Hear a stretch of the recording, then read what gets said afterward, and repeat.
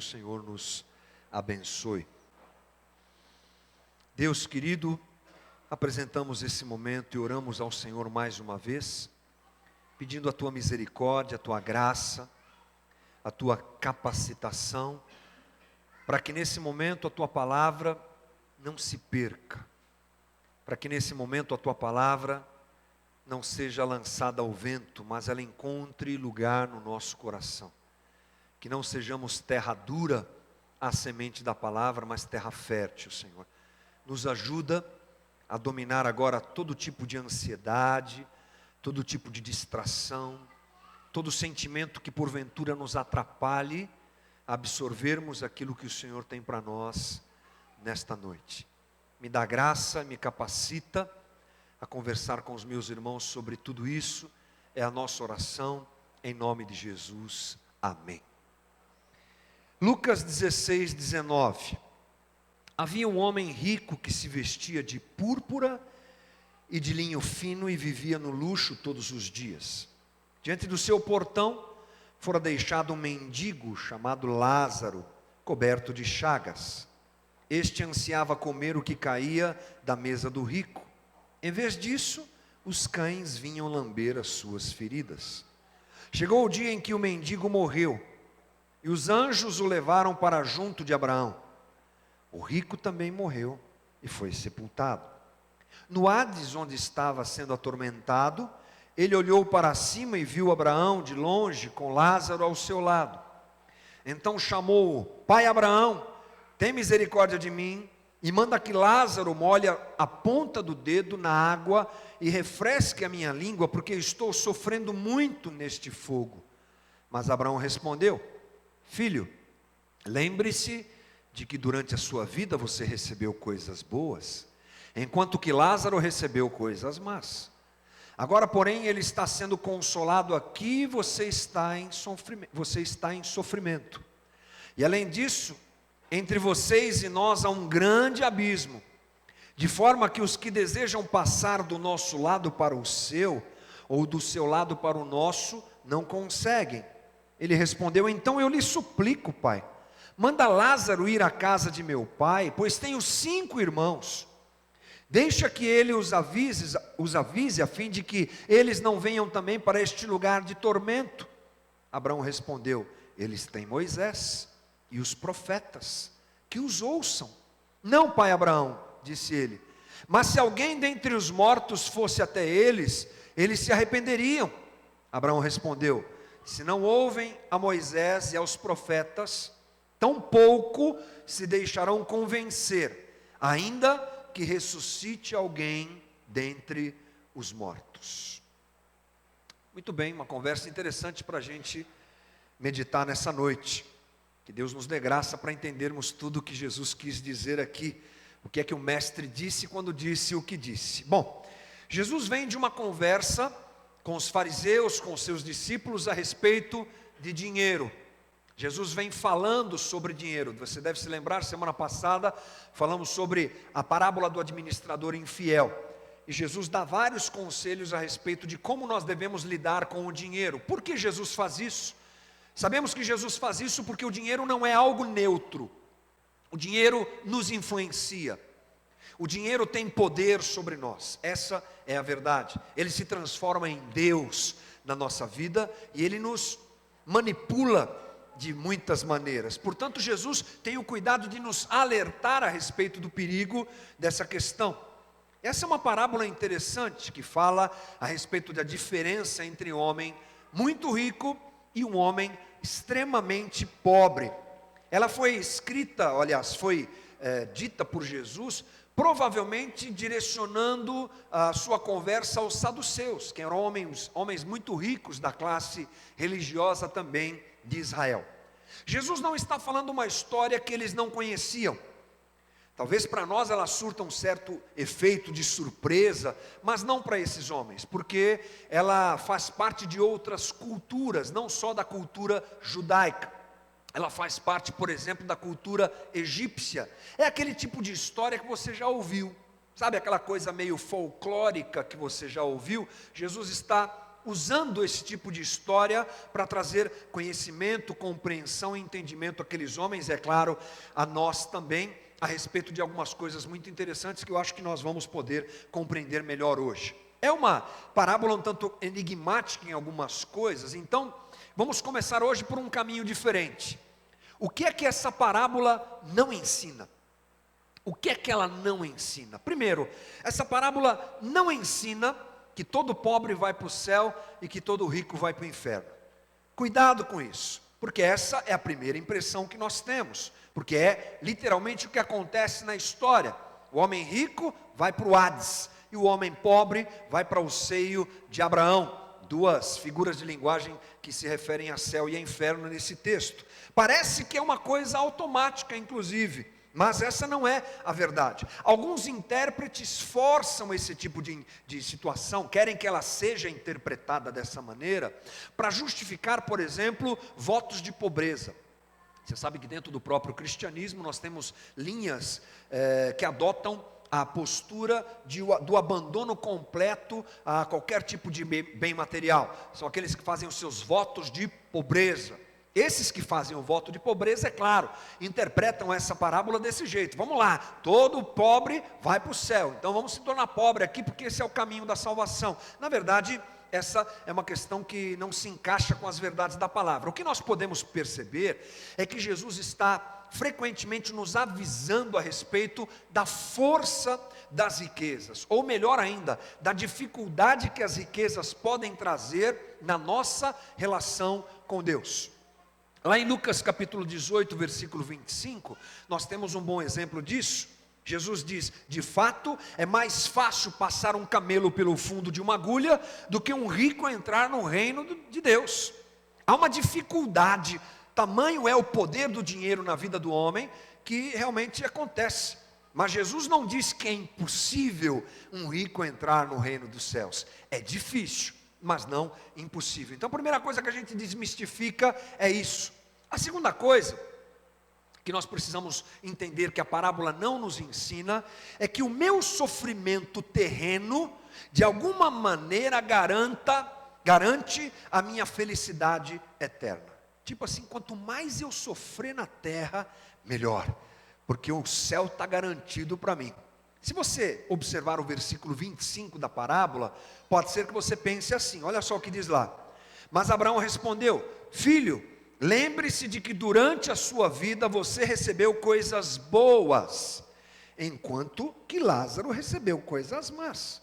Agora, porém, ele está sendo consolado aqui, e você está em sofrimento.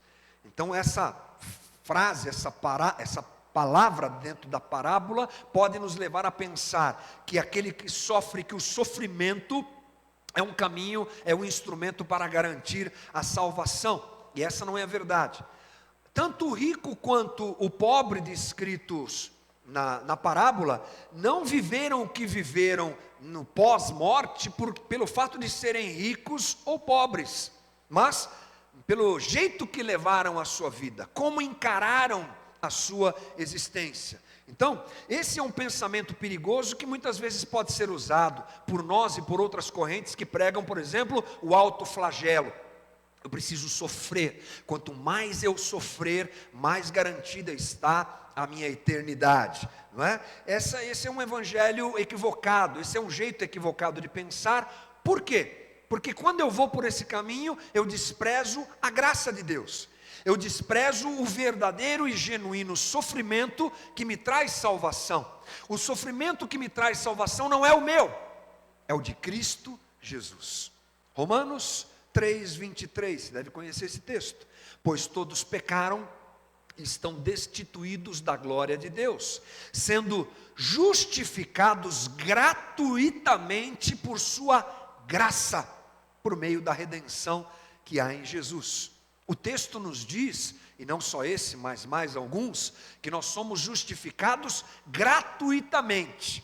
Ou seja, eu não preciso sofrer para ser justificado. Muitas vezes dentro do próprio cristianismo, nós vemos gente que valoriza demais isso. Estou sofrendo, que bom que eu estou sofrendo, porque de alguma maneira isso vai redundar em glória, no sentido eterno e tal. Temos que tomar cuidado com isso, para que isso não se torne uma autojustificação e a gente acabe desprezando a morte e o sofrimento de Cristo na cruz. Nós sabemos que o mundo jaz no maligno, nós sabemos que temos lutas a viver, mas não devemos encará-las como um instrumento de redenção. Somos redimidos pelo sangue de Jesus Cristo. Amém, gente? Outra coisa, a parábola não nos ensina que a existência pós-morte é essa que está descrita aqui. Isso aqui não é um tratado teológico de como será a sua vida depois que você morrer. Não é assim. Não devemos encarar a parábola desse jeito. Isso é uma parábola, isso é uma metáfora. Eu não posso sair daqui pensando, quando eu morrer, se eu for para o céu, eu vou encontrar com Abraão, e vou ficar do lado dele, e vou ainda dar uma caçoada para o pessoal que está lá no inferno, que eles estão me olhando e sofrendo, essas coisas assim. Cuidado, essa é uma interpretação também literal demais e errônea. Ela não tinha como objetivo, essa parábola, nos dar ensinamentos a respeito desse assunto literalmente. Não se trata de um tratado teológico sobre a vida pós-morte, cuidado com isso. Alan Richardson diz assim: o objetivo da parábola não é nos familiarizar com os detalhes da vida por vir, mas confrontar-nos com a nossa tarefa nesta vida. Não é gerar uma expectativa sobre o que acontecerá depois, mas a parábola tem como finalidade nos abrir os olhos sobre a maneira como nós vivemos esta vida que temos para viver. Apesar disso, nós podemos captar algumas verdades básicas nessa parábola. E eu quero rapidamente falar algumas delas. Primeiro, através dessa parábola nós percebemos que o destino humano é a morte, e que ninguém escapa disso. Ricos, pobres, seja qual for a classe social, seja qual for o que for, ninguém escapa disso. A segunda coisa que nós aprendemos aqui é que a alma, o espírito do homem, segue adiante após a morte. Não é algo que se finaliza aqui, como muitas pessoas infelizmente pensam. Isso deve chamar a nossa atenção para o fato de como nós temos lidado com a vida que temos aqui, pensando que ela continua. O que é que eu tenho feito com a minha vida aqui, lembrando que ela continua. Outra coisa importante que essa parábola nos alerta é que a alma, o espírito do homem, mesmo depois da morte, continua dotada de consciência, memória e razão. A vida continua e eu carrego comigo aquilo que eu vivi nesta vida. Não é uma chave de liga e desliga, de troca. Não viro fantasminha e esqueço tudo que eu vivi aqui, o que eu fiz, com quem eu convivi, como foi a minha vida. A gente começa a perceber que a coisa não funciona desse jeito. O estado da alma individual do homem e o estado da alma depois da morte do homem é determinado durante a vida. Depois que nós vamos, depois que nós partimos, depois do pós-morte, nada podemos fazer pela nossa alma, só podemos fazer aqui, só podemos fazer durante a nossa vida. Os justos entrarão, segundo o que nós entendemos aqui, em um lugar muito bom, ou num estado muito bom, melhor dizendo, creio eu. E aquele que é conhecido como ímpio, encontrará um estado e um lugar muito ruim, muito inferior, muito pior do que esse aqui. Para todos os homens, no entanto, há uma grande gama de orientações a respeito do caminho que nos leva para o céu. Então são algumas coisas que nós podemos pincelar rapidamente sobre essa parábola, para darmos início à nossa conversa, porque a gente tem algumas coisas, eu creio que interessantes para pensarmos a respeito dela. O que é que essa parábola nos ensina a gente, além dessas coisas que nós rapidamente comentamos aqui? Primeiro, acho que é importante nós nos identificarmos com as pessoas citadas nessa parábola, porque nós precisamos trazer para a nossa realidade tudo aquilo que está descrito aqui. Então vamos voltar e observar a vida desses dois homens descritos aqui. Versículo 19, novamente, diz assim: havia um homem rico, que se vestia de púrpura, de linho fino, e vivia no luxo todos os dias. Diante do seu portão fora deixado um mendigo chamado Lázaro, coberto de chagas. Este ansiava comer o que caía da mesa do rico, e em vez disso, os cães vinham lamber as suas feridas. Essa é a descrição em vida daqueles homens. Essa é a descrição que a palavra nos apresenta. Então vamos rapidamente pensar juntos aqui. O homem rico. Como é que ele é? Muito rico. O fato de ele vestir um vestido de púrpura é alguma coisa que nos mostra que ele era um homem muito rico. A aquisição dessa cor, dessa textura, as roupas daquela época, era um processo extremamente difícil e caro. Outra coisa que nos chama a atenção, ele vestia linho fino, top. São Paulo Fashion Week, aquela coisa assim, só roupa da moda. O cara só vestia roupa de marca, como a gente fala. E a Bíblia diz que ele vivia num luxo, um luxo diário. Essa era a condição daquele homem. Já o Lázaro, como é que esse mendigo chamado Lázaro vivia? É uma descrição de alguém realmente paupérrimo, podemos dizer assim. Ele era deixado na porta do rico, não podia sequer ir sozinho, alguém o levava para lá. Ele tinha o seu corpo coberto de feridas e chagas. Ele queria comer o que caía da mesa do rico. E sabe o que é que caía da mesa do rico? Caía pão. Porque as pessoas naquela cultura e naquela época não comiam com talheres, eles comiam com as mãos. E quando sujavam as mãos, é claro, para se alimentar, para limpar as mãos, os mais ricos usavam pão. O pão era um tipo de um guardanapo que eles usavam para limpar as mãos. E esse pão era jogado aos cães, era inutilizado, caía da mesa. Era esse tipo de guardanapo sujo que enchia o miserável Lázaro de esperança. Se eu tiver um pouquinho daquele pão que cai da mesa do rico, já está bom. Mas, ao contrário disso, o que ele recebia era a visita de cães, que com certeza viviam ali no lixo da cidade, visitavam aquele homem e lambiam as suas feridas. Essa condição, inclusive, o tornava absolutamente amaldiçoado, rejeitado pela religião judaica, porque aqueles animais não podiam ter contato com os puros da religião. Então, essa é a distinção que nós encontramos a respeito do rico e do Lázaro, do rico e do pobre. Irmãos, eu creio que nós, se averiguarmos a nossa situação de vida hoje, e quisermos nos identificar com um desses homens, se formos sinceros, vamos perceber que temos muito mais a ver com o rico do que com o pobre. Nós estamos falando de uma realidade clara a todos nós. Hoje temos uma estrutura de vida muito boa. Todos nós temos. Temos com certeza mais do que precisamos para viver. O estacionamento da nossa comunidade está sempre cheio de carros muito bons. E graças a Deus por isso. Todos nós, se não todos, a maioria de nós, tem 2 ou 3 televisões em casa. Desfrutamos de um conforto hoje muito bom. Andamos muito bem. Não somos talvez ricos como esse homem diz, como a Bíblia nos apresenta esse homem, mas a nossa realidade é uma boa realidade. É que nós sempre somos os chorões, né?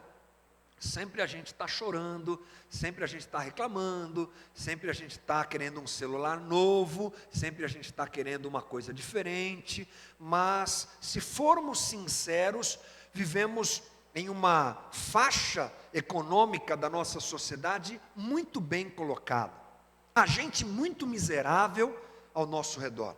Aliás, eles não estão ao nosso redor porque eles são expulsos dos bairros que nós vivemos. Porque os aluguéis começam a ficar mais caros, porque as pessoas de maior poder aquisitivo vão comprando as casas, e os mais pobres são enxotados para onde? Para as periferias, longe de nós, longe do nosso olhar. Os que estão perto estão escondidos. Sabe onde nós os encontramos? Debaixo das pontes, como nós fazemos às terças-feiras. Em lugares que muitas vezes nem animais deveriam frequentar. É assim que nós encontramos pessoas às terças-feiras. Esses sim estão mais perto da realidade de Lázaro, nós não. Porque a sociedade gerou essa distinção e nós vemos muitos Lázaros ao nosso redor. E precisamos começar a prestar atenção nessa diferença. Nós vivemos muito bem, mas os Lázaros eles estão aí. E essa condição de miserabilidade atinge milhões e milhões de pessoas. Não só aqui na nossa proximidade, mas no Brasil inteiro e no mundo inteiro. Menos de 10% da população, aliás, acho que 2, 3% detém 50% das riquezas do planeta. É uma coisa impressionante esse disparate. E quando nós pensamos em Lázaro, nós pensamos naqueles que são privados de coisas muito mais profundas do que essas que são somente materiais. São aquelas pessoas privadas, por exemplo, de conhecimento, privadas de cultura, roubados na sua dignidade, roubados na sua confiança, roubados no seu respeito próprio. Essa é uma realidade que nós nos deparamos quando tratamos com os nossos amigos às terças-feiras. Alguns até chegam a se aproximar aqui da nossa comunidade, mas sabe como é que eles se sentem? Indignos. Eles não querem sentar nas mesmas cadeiras que nós, porque a dignidade humana lhes foi tirada. São pessoas que nem sequer se enxergam como gente direito. Eles se perderam nesse aspecto, fruto da miséria que vivem, fruto da condição desumana que vivem. E nós precisamos pensar que pobreza significa muito mais do que falta do que é necessário materialmente para se viver. Pobreza também significa negação de oportunidades, negação de escolhas básicas para o próprio desenvolvimento humano, oportunidade de uma vida longa e melhor, saudável, criativa, oportunidade de se apreciar um padrão de vida decente. A miséria tira tudo isso das pessoas, a liberdade, a dignidade, a autoestima, o respeito por parte dos outros. São os Lázaros que estão por aí, e os nossos olhos precisam começar a enxergar melhor essas coisas. Se nós não nos parecemos tanto com os Lázaros desses dias, ou com o Lázaro, melhor dizendo, da parábola, e podemos sinceramente dizer que parecemos mais com o homem rico, então vamos dar uma olhada nas atitudes desse homem rico e perceber através delas qual o caminho que ele trilhou. Primeira coisa que esse homem rico nos mostra é que ele era cego à necessidade alheia. Todas essas coisas que nós falamos aí aconteciam na sua frente, na sua casa, na porta da sua casa, mas ele era literalmente cego. O pecado do homem rico é que ele não tinha coração, sentimento voltado para a dor alheia. Ele olhava para um homem que todos os dias era colocado na sua porta e que tinha nome. Lázaro era o nome daquele homem, mas ele nem sequer dava atenção a isso. Ele via a fome e a dor de Lázaro, mas não fazia nada a respeito. Você imagine isso, irmão. Todos os dias aquele homem miserável era colocado na porta do homem rico, mas nada acontecia. Todos os dias que o homem rico, de alguma maneira, tinha que sair de casa, lá estava Lázaro, coberto de chagas, sendo lambido pelos cachorros, esperando alguma migalha, e ele passava ali sem percebê-lo, como se aquilo fosse coisa da vida. Eu nasci para ser rico. Ele nasceu para ser miserável. Eu desfruto da minha vida e ele que se vire. O azar de ter nascido voltado à miséria é o dele e não o meu. Ele achava aquela situação perfeitamente normal. Ele achava normal Lázaro permanecer com fome na sua porta, Lázaro sofrer com aquela doença que podia ser curada provavelmente, Lázaro passar todos os dias mal ali na sua porta, ser alcançado e visitado por cachorros que o lambiam, e aí por diante. Aquilo para ele era normal. era algo que não mexia de forma nenhuma com o seu coração, e ele estava lá, chafurdado no seu luxo. Não existe ninguém tão cego quanto aquele que não deseja ver. E essa era a realidade daquele homem. Irmãos, não dá para ter um discurso diferente da realidade. Aquilo que nós vemos precisa, de alguma maneira, tocar o nosso coração. É claro que Jesus usa a figura desse homem para nos alertar a respeito dessas coisas.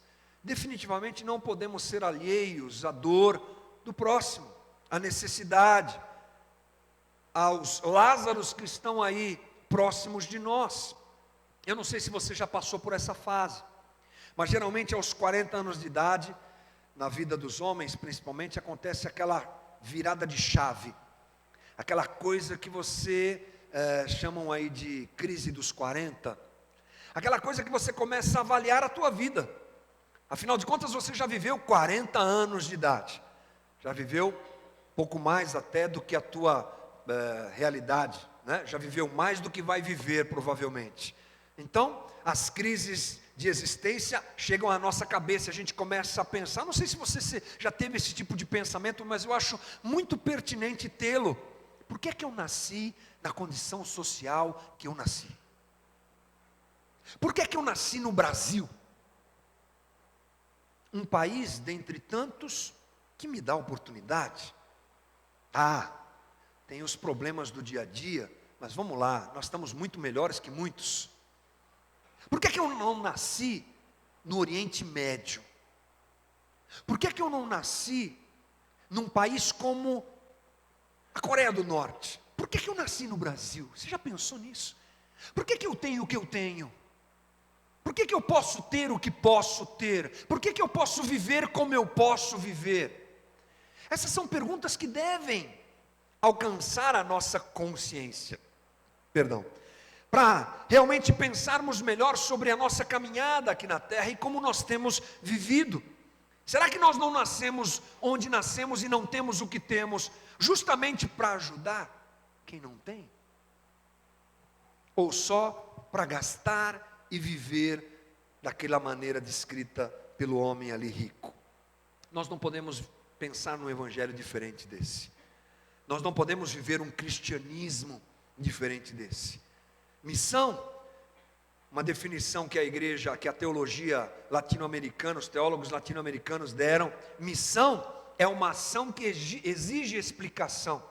Missão é a minha disposição de agir em direção ao próximo e apresentar Jesus a ele, não com um discurso, mas com uma mão estendida, mas com socorro àquele que precisa. Jesus deixa isso claro, Mateus 25, 35.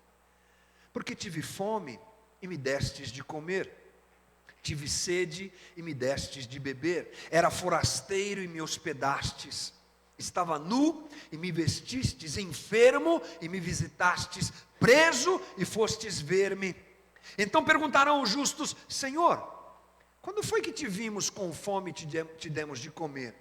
Ou com sede e te demos de beber? E quando te vimos forasteiro e te hospedamos? Ou nu e te vestimos? E quando te vimos enfermo ou preso e te fomos visitar? O rei respondendo lhes dirá: em verdade vos afirmo que sempre que o fizestes a um destes meus pequeninos irmãos, a mim me fizestes. Não existe cristianismo sem relacionamento humano, amor humano, doação humana e preocupação com o outro. Essa é a primeira e absoluta verdade que nós podemos aprender através dessa parábola, observando a vida desse homem rico. A segunda coisa que nós aprendemos é que aquele homem tinha uma necessidade absoluta de ser servido. Olha o que diz o versículo 24. Então chamou pai Abraão: tem misericórdia de mim e manda que Lázaro molhe a ponta do dedo na água e refresque a minha língua, porque estou sofrendo muito neste fogo. Interessante isso, né?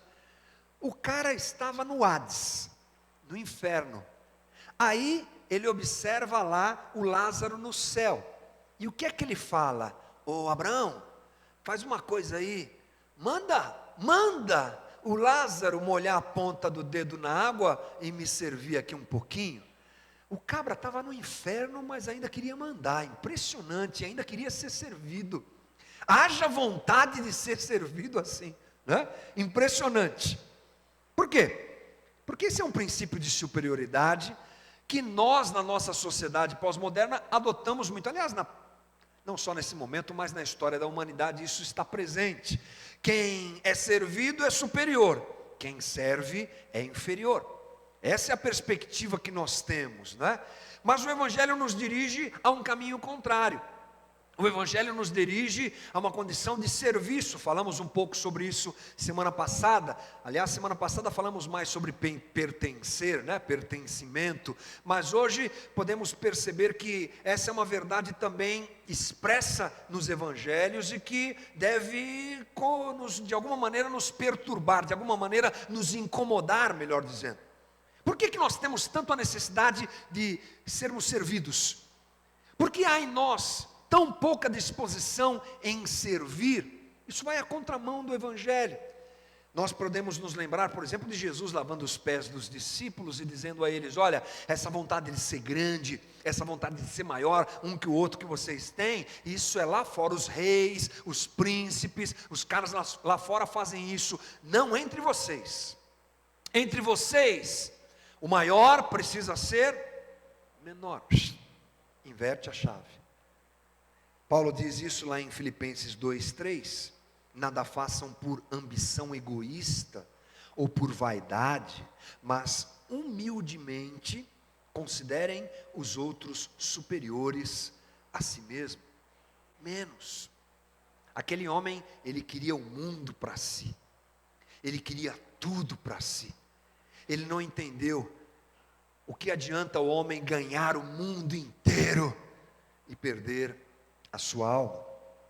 A terceira coisa, para finalizar esse momento da nossa conversa, nos dirige mais ou menos a esse caminho. Aquele homem, eu aprendo com o seu comportamento, a sua forma de viver, que ele viveu sem prestar atenção na própria vida que teve. Ele viveu desconectado e não percebeu a sua própria existência, viveu assim, loucamente. Olha o que o versículo 27 diz. Ele respondeu: então eu lhe suplico, pai, manda Lázaro ir à casa de meu pai, porque eu tenho 5 irmãos. Deixa que ele os avise, a fim de que eles não venham também para este lugar de tormento. Durante a vida daquele homem, ele não percebeu como vivia. Viveu sem consciência. Viveu tipo bicho, que viveu e que não percebeu, que não se atinou para o que estava ao seu redor. Tamanha era a sua falta de consciência, que creio eu, toda manhã, para passar pelo portão da sua casa, ele tinha que pular por cima de Lázaro, mas ele não percebeu. A consciência sobre a vida escapou daquele homem. Ele não ouviu o grito do necessitado. Ele não percebeu que a morte do inocente, para ele, se tornou uma coisa normal. Ele não percebeu que a exploração de garotas menores de 10 anos, exploração sexual de garotas menores de 10 anos, que acontecem por aí, nas estradas da nossa cidade, do nosso país, ele pensava que aquilo era normal.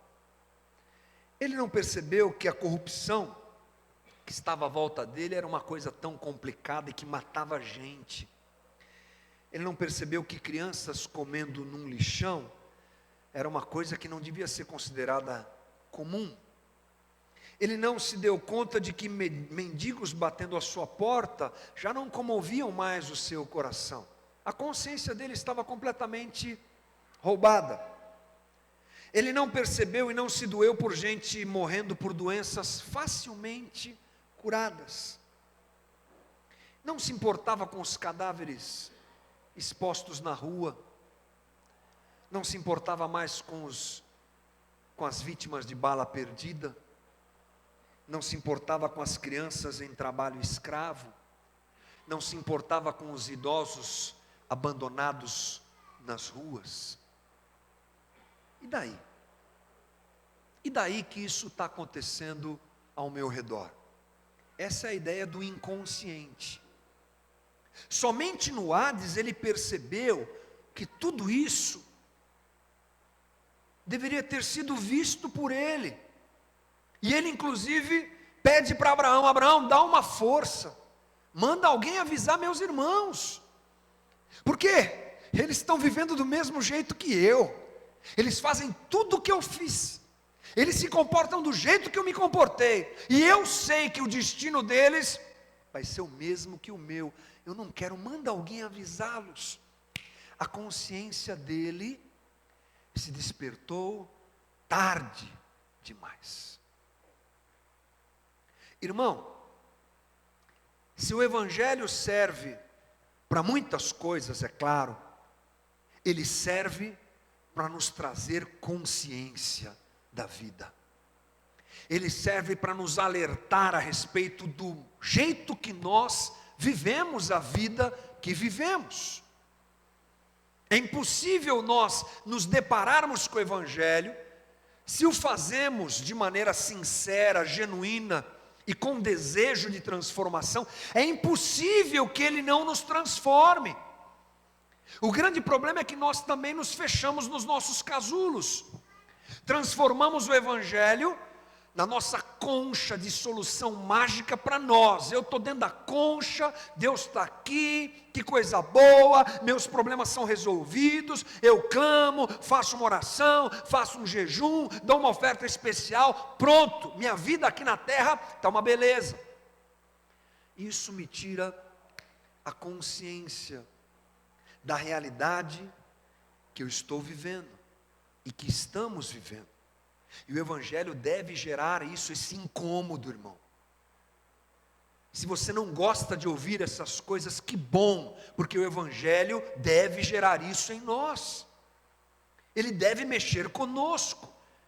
Ele deve gerar uma avaliação geral do nosso comportamento, das nossas atitudes, do jeito que encaramos a vida. Graças a Deus por isso. Porque o tempo de nos ajustarmos àquilo que Deus quer para nós não é depois, é agora. Jesus inclusive enfatiza isso na parábola anterior. Alguns irmãos aqui devem se lembrar que a gente falou sobre isso semana passada. É agora. Mude a tua vida agora. Avalie o jeito que você vive agora. Puxa, mas é difícil. É mesmo, irmão. É a contracultura cristã. É nós enfrentando, nós todos enfrentamos uma resistência, uma oposição a isso, um estilo de vida que nos direciona ao contrário disso. Mas esse tipo de parábola e conversa serve para nós atinarmos, prestarmos atenção e avaliarmos a nossa caminhada. E Abraão diz assim para aquele homem que pede para ele: vai avisar meus irmãos? Ele diz assim: dá não, irmão, não tem jeito. Ele tem, os seus irmãos têm Moisés e os profetas. Nem que alguém ressurreto aparecesse, eles não mudariam de vida, diz o texto. Interessante isso, né? Alguns estudiosos dizem que Jesus já estava falando a respeito da sua própria ressurreição, que aconteceria mais à frente. Morto, ressurreto, apareceria a tantos, mas incomodaria a poucos. Essa que é a verdade. Talvez realmente essa fosse a intenção de Jesus falando dessa maneira. Mas enfim, irmãos, nós olhamos um pouco a vida desse rico e percebemos que não podemos viver assim. Tenha você a condição social que tiver, não viva assim. Não despreze esses ensinamentos, mas se abra à generosidade, aos valores maravilhosos do Evangelho, porque é isso que nós estamos aprendendo, é para isso que Jesus está nos encaminhando. Mas há uma coisa que me chamou muito a atenção, e já estou encerrando a nossa conversa, que é olharmos um pouquinho para Lázaro. Sobrou pouco para olhar para Lázaro, né? O cara não tinha nada para a gente olhar. Tinha sim. Ele tem um nome interessante. Eu não sei se você tem essa informação, eu não tinha, achei maravilhosa essa informação. Esse é o único personagem de todas as parábolas de Jesus que ganha um nome. É o único personagem que Jesus dá um nome, dentro de todas e tantas parábolas que ele apresenta. O nome desse homem é Lázaro. Talvez por isso a gente chame assim, ó Lazarento, né? Quando o cara está muito arrebentado, deve ser daí que vem esse negócio, né? Lazarento, é isso aí. Mas sabe uma coisa interessante? O nome desse homem tinha um significado, tem um significado muito especial. Sabe o que significa? Significa Deus é ajudador. Que legal. Como assim que legal? Deus é ajudador. O cara não tem o que comer. O cara está cheio de pereba o corpo todo. O cachorro lambe ele. O rico não dá nada para ele. Ele é um nada diante da sociedade. E o nome que ele ganha é Deus é ajudador. Que conversa é essa? Que Deus que ajuda é esse? Temos aí um paradoxo. Temos aí um confronto, né, interessante para a gente pensar. E eu fiquei alguns dias pensando nisso. Por que o nome desse homem é Deus é ajudador? A verdade, irmão, é que o nome desse homem é ajudador porque Deus o ajudou sim. Aliás, Deus o ajudou na situação mais importante para a sua vida, que foi a sua salvação. Por isso Deus é ajudador. Porque Deus nos dá aquilo que nós não podemos alcançar humanamente. Quando eu pego um texto desse para estudar, eu lembro das palavras de um amigo meu que disse assim: a gente precisa encontrar sempre a graça nessas histórias. E a gente aqui encontra a graça. Aquele homem foi salvo. E estava no seio de Abraão e foi salvo. Não por nada que tivesse feito, nada que tivesse realizado, mas pela pura e completa misericórdia de Deus. Essa é a maior ajuda que nós podemos ter, porque sem a ajuda de Deus, nós não temos salvação. Sem o socorro de Deus, nós não temos salvação, porque ela vem através da graça de Deus às nossas vidas.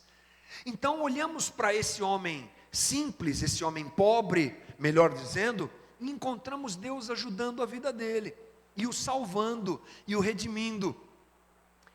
A vida do homem rico, ela ganha uma outra conotação quando nós pensamos nisso. A gente não vê Deus ajudando aquele homem rico a ser rico. A parábola não diz de onde vem o que o homem ganhou, aliás, nem nome ele tem, nada disso. Diz o texto que ele morre e é sepultado, acabou, e vai para o Hades, não tem conversa nenhuma. Da onde vem tudo aquilo que ele tem então? Da ajuda de Deus? Não sei, o texto não diz, mas penso eu que vem do próprio esforço das suas mãos, do seu trabalho. Afinal de contas, a Bíblia nos ensina que do suor do nosso rosto, nós vamos ganhar o nosso pão, é o nosso esforço, é o nosso trabalho. Por que tantas vezes nós queremos inverter isso, irmãos? Por que queremos que Deus nos ajude nas coisas materiais e no jeito de viver que nós temos aqui na terra, nos preocupando tão pouco com o pós, com o que vem depois, que é o mais importante? Queremos inverter isso. Deus é meu ajudador, olha como eu estou prosperando, olha como eu estou vivendo bem nessa vida, olha como eu estou cheio de grana, olha como eu estou isso, olha como eu estou aquilo. Acabamos nos enfiando no mesmo caminho que a gente aprendeu aqui ser tão nocivo, porque o que adianta o homem ganhar o mundo inteiro mais uma vez e perder a sua alma? A ajuda de Deus que nos atinge, ela é a mais completa e profunda ajuda que nós poderíamos ter, porque é a graça salvadora que nos atinge e nos alcança. Então, já sei, Deus não vai me ajudar em nada. Eu entrei aqui hoje, estou arrebentado e vai continuar assim. Calma lá, irmão. Deus é bom e a misericórdia dele dura para sempre. Quem sou eu para te dizer que Deus não vai ajudar? Eu não sou Deus. Deus é Deus. Eu sei que Ele nos socorre, eu sei que Ele nos ajuda, eu sei que Ele interfere na nossa caminhada, mas o triste é nós fazermos essa inversão de valores.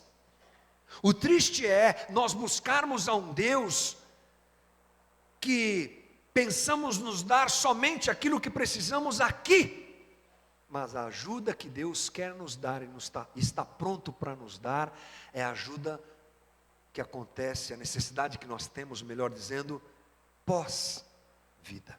E essa Ele nos dá, porque é galardoador daqueles que o buscam. Talvez, penso eu, para fechar nossa conversa, a melhor maneira de nós vivermos então, qual é?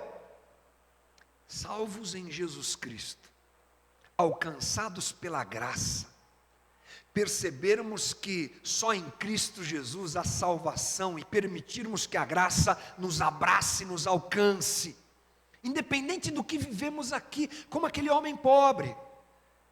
E por outro lado, se temos uma condição social melhor, que bom, não viveremos como aquele rico viveu.